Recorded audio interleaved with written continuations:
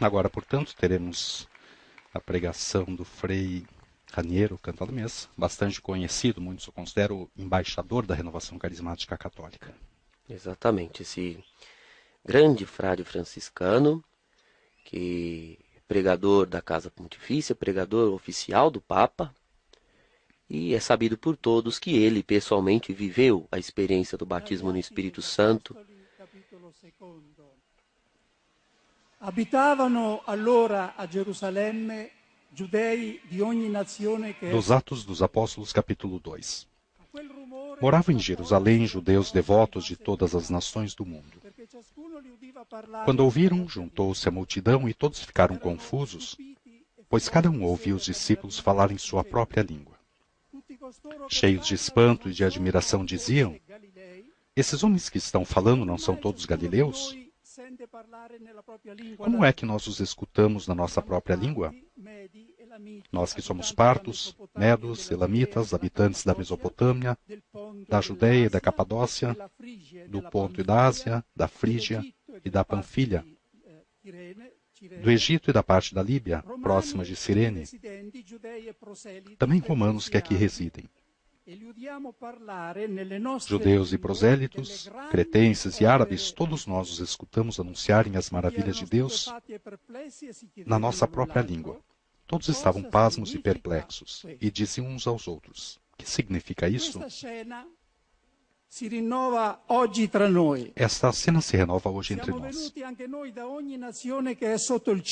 Também nós viemos de todas as nações do mundo e estamos aqui para proclamar juntos as maravilhas de Deus. Porém, há uma importante mensagem a se descobrir nessa parte da narrativa de Pentecostes. Desde a antiguidade, entendeu-se que o autor dos Atos, ou seja, em primeiro lugar o Espírito Santo, com essa insistência no fenômeno das línguas, quis fazer-nos entender que em Pentecostes aconteceu algo que inverte o que tinha acontecido em Babel. Isso explica por que a narrativa de Babel de Gênesis está tradicionalmente entre as leituras bíblicas da Vigília de Pentecostes. Os construtores de Babel não era como se pensava há algum tempo, ímpios que pretendiam desafiar Deus. Não, eram homens piedosos e religiosos. A torre que queriam construir era um templo à divindade. Um daqueles templos feitos em terraços sobrepostos, chamados zigurates, dos quais ainda restam ruínas na Mesopotâmia. Então, onde estava o seu pecado? Escutemos o que dizem entre si ao pôr em mãos a obra. E disseram: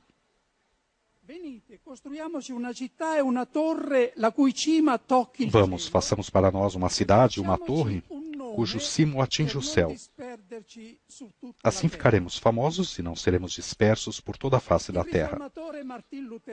O reformador Martinho Lutero faz uma observação esclarecedora a propósito dessas palavras. Diz: construamos uma cidade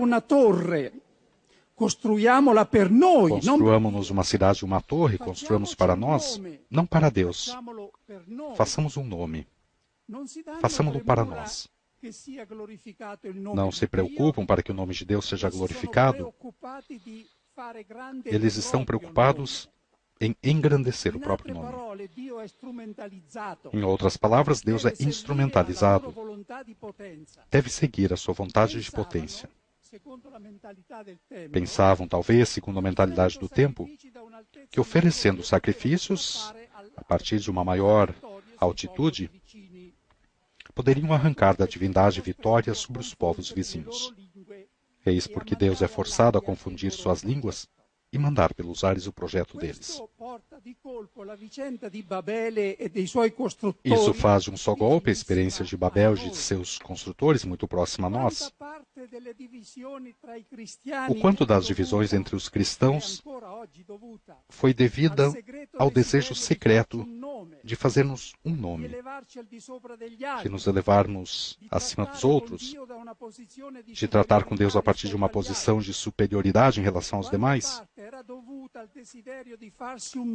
O quanto foi devido ao desejo de fazer para si um nome, ou de fazê-lo em nome da própria igreja mais do que a Deus? Eis a nossa Babel. Passemos agora a Pentecostes. Também aqui vemos um grupo de homens, os apóstolos, que se põem a construir uma torre que vai da terra ao céu, a igreja. Em Babel ainda se falava uma única língua. Em um dado momento, ninguém compreende mais o outro. Aqui todos falam línguas diversas. E todos entendem os apóstolos. Por quê? Porque o Espírito Santo operou neles uma revolução copernicana. Antes desse momento, também os apóstolos estavam preocupados em se fazer um nome e por isso discutiam frequentemente quem fosse o maior entre eles. Agora o Espírito Santo lhes descentralizou de si mesmos e reorientou-os em Cristo. O coração de pedra foi despedaçado, e em seu lugar bate um coração de carne. Foram batizados no Espírito Santo, como tinha prometido Jesus. Isso é, completamente submersos pelo oceano do amor de Deus derramado sobre eles. Estão deslumbrados pela glória de Deus.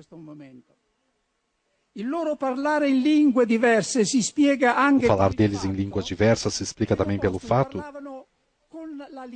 de que falavam com a língua, com os olhos, com a língua, com o rosto, com as mãos, com o estupor de quem viu coisas que não podem narrar. Todos nós os escutamos anunciarem as maravilhas de Deus na própria língua.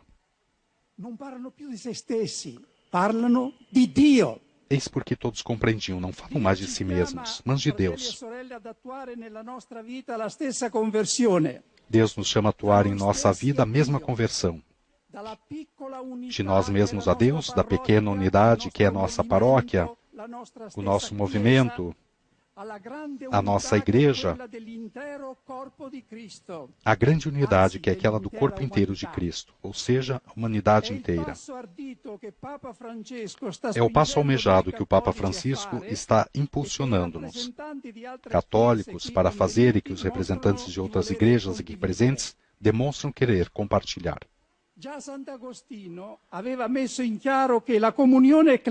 Santo Agostinho já tinha evidenciado que a comunhão eclesial se realiza em degraus e pode ter diversos níveis. Daquele pleno mais alto, visível interior, aquele interior que é o próprio Espírito Santo. A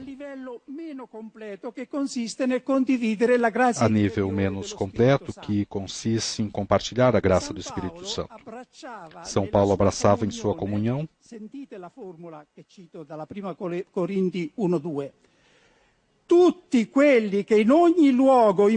Todos que em qualquer lugar invocam o nome de nosso Senhor Jesus Cristo, Senhor deles e nosso. Uma fórmula que talvez devamos redescobrir e voltar a valorizar.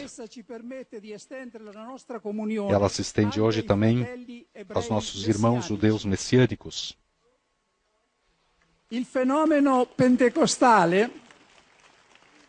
O fenômeno pentecostal e carismático tem uma vocação e uma responsabilidade particulares em relação à unidade dos cristãos.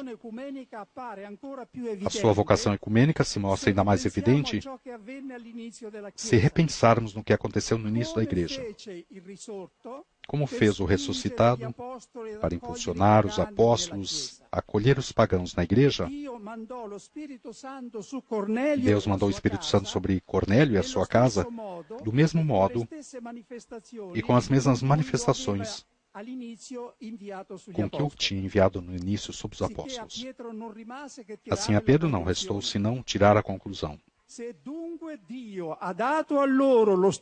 Deus concedeu a eles o mesmo dom que deu a nós que acreditamos no Senhor Jesus Cristo, quem seria eu para me opor à ação de Deus? No Concílio de Jerusalém, Pedro repetiu esse mesmo argumento. Deus não fez nenhuma distinção entre nós e eles. Agora nós vimos repetir-se diante de nossos olhos esse mesmo prodígio, dessa vez em escala mundial. Deus derramou seu Espírito Santo sobre milhões de fiéis, pertencentes a quase todas as denominações cristãs, e a fim de que não restassem dúvidas sobre suas intenções, derramou-o com as mesmas idênticas manifestações, inclusive a mais singular, que é o falar em línguas. Também a nós não resta senão tirar a mesma conclusão de Pedro. Se, portanto, Deus concedeu-lhes o mesmo dom que a nós, quem somos nós para continuar a dizer de outros cristãos, não pertencem ao corpo de Cristo, não são verdadeiros discípulos de Cristo? Os pentecostais não são discípulos de Jesus? Ou os pentecostais dizem que os católicos não são discípulos de Jesus? Devemos ver em que consiste a via carismática, a unidade. São Paulo traçou esse programa à igreja, a ter-se a verdade com a caridade. O que temos que fazer não é passar por cima do problema da fé e das doutrinas, para não entrarmos unidos nas frentes de ação comum da evangelização. O ecumenismo tem experimentado em seus inícios esta via e constatou seu fracasso. As divisões logo reapareceram, inevitavelmente, mesmo na frente de ação. Não devemos substituir a caridade pela verdade, mas tender a verdade com a caridade. Começar a nos amarmos para melhor nos compreendermos. Começar-nos a amar para compreender melhor. O que é mais extraordinário a respeito dessa via ecumênica baseada no amor, a qual é imediatamente possível, é que ela está totalmente aberta diante de nós. Não podemos queimar etapas quanto à doutrina, pois as diferenças existem e devem ser resolvidas com paciência nos devidos lugares. Podemos, contudo, queimar etapas na caridade e ser unidos desde agora.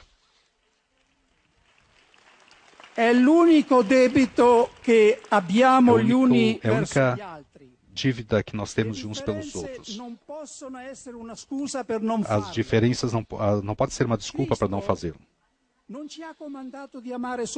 Cristo não nos mandou amar somente aqueles que pensam como nós e que seguem somente o nosso credo. Se amarem somente esses, o que fazem de especial? Nós podemos nos acolher para nos amarmos, não obstante as diferenças. Nos une a mesma fé em Deus Pai, Filho e Espírito Santo. Jesus Senhor, verdadeiro Deus, verdadeiro homem, a esperança comum da vida eterna, o empenho comum pela evangelização, o amor comum pelo corpo de Cristo, que é a Igreja. A comum atenção aos pobres, aos excluídos, e hoje também pela salvaguarda da criação. Tudo isso nos une. Nos une também uma outra coisa, queridos irmãos e irmãos. O sofrimento comum e martírio comum por Cristo. Em muitas partes do mundo, os fiéis das diversas igrejas estão compartilhando os mesmos sofrimentos, suportando o mesmo martírio por Cristo. Eles não são perseguidos e assassinados por serem católicos, pentecostais, anglicanos ou outros, mas por serem cristãos e basta. Aos olhos do mundo, Aos olhos do mundo, também do mundo secularizado, nós já somos um. E é uma vergonha se não o somos também na realidade. Como fazer concretamente para pôr em prática essa mensagem de unidade e de amor? E consideramos o hino à caridade de São Paulo. Cada frase adquire um significado atual e novo se aplicada ao amor entre membros das diversas igrejas cristãs nas relações ecumênicas. La carità è paziente, la carità non si vanta, la carità non manca di rispetto, non cerca il suo solo interesse ma anche quello delle altre chiese, non tiene conto del male ricevuto, da cristiani di altre chiese. Não levar em conta o mal sofrido, subentende-se por outros cristãos, mas ainda o mal feito a eles. Não levar em conta o mal sofrido por membros de outras igrejas. Bem-aventurado servo, dizia São Francisco de Assis em uma de suas admoestações, que não se exalta mais por causa do bem que o Senhor diz e faz através dele, do que pelo que diz e faz através do outro. Não podemos dizer bem-aventurado o cristão, que é capaz de se alegrar pelo bem que Deus faz através de outras igrejas, como pelo bem que faz por meio da própria igreja. O profeta Ageu tem um oráculo que parece ser escrito para nós nesse momento da história. O povo de Israel acabara de voltar do exílio, mas ao invés de reconstruir juntos a casa de Deus, cada qual se põe a reconstruir e adornar a própria casa. Deus manda então o seu profeta com uma mensagem de reprovação. E sabemos bem. Acaso para vós é tempo de morardes em casas revestidas de lambris, enquanto essa casa está em ruínas? Isso diz agora o Senhor dos Exércitos. Considerai com todo o coração a conjuntura que estáis passando. Tendes semeado muito e colhido pouco. Subi ao monte, trazei madeira e edificai a casa. Ela me será aceitável, nela me glorificarei, diz o Senhor. Devemos sentir como dirigida a nós essa mesma reprovação de Deus e nos arrepender. Aqueles que escutaram o discurso de Pedro no dia de Pentecostes ficaram com o coração aflito e perguntaram a Pedro e aos outros apóstolos: Irmãos, o que devemos fazer? Pedro respondeu: Convertei-vos, então recebereis o dom do Espírito Santo. Uma renovada efusão do Espírito Santo não será possível sem um movimento coletivo de arrependimento da parte de todos os cristãos. Será uma das intenções de oração que terão lugar após esse momento de partilha. O profeta Ageu foi enviado novamente ao povo, mas dessa vez com uma mensagem de encorajamento e de consolo. Pois agora coragem, Zorobabel, oráculo do Senhor. Coragem, Josué, filho de Josedeque. Coragem, povo todo do país. E a eles, porque eu estou convosco. Meu Espírito estará convosco. Não tenhais medo. A mesma palavra de consolo dirigida a nós cristãos, e eu anseio fazê-la ressoar novamente nesse lugar, não como uma simples citação bíblica, mas como palavra de Deus viva e eficaz, que opera aqui e agora aquilo que significa. Coragem, Papa Francisco. Coragem, líderes e representantes de outras confissões cristãs. Coragem, todo o povo de Deus. E mãos à obra, pois eu estou convosco, diz o Senhor. O meu Espírito estará convosco.